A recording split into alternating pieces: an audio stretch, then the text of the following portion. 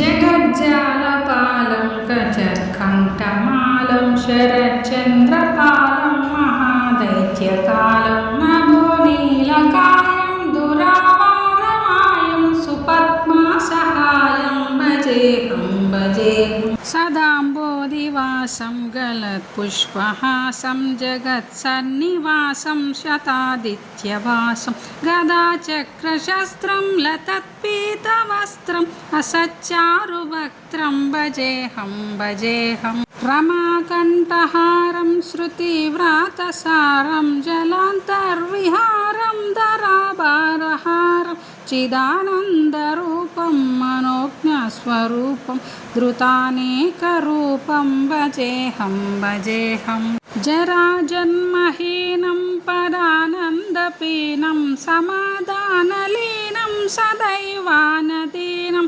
जगज्जन्महेतुं सुरानीककेतुं त्रिलोकैकसेतुं भजेऽहं भजेऽहं कृतां न्यायगानं खगादिशयानं विमुक्तेर्निदानं हरारातिमानं स्वभक्तानुकूलं जगद्वृक्षमूलं निरस्तार्थशूलं भजेऽहं भजेऽहं समस्तामरेशं द्विरेफाबकेशं जगद्बिम्बलेशं हृदाकाशवेशं सदा दिव्यदेहं विमुक्ताखिलेहं सुवैकुण्ठगेहं भजेऽहं भजेऽहं सुरालीबलिष्ठं त्रिलोकीवरिष्ठं गुराणाङ्गरिष्ठं स्वरूपैकनिष्ठं सदा युद्धधीरं महावीरवीरं भवाम्बोधितीरं भजेऽहं भजेऽहं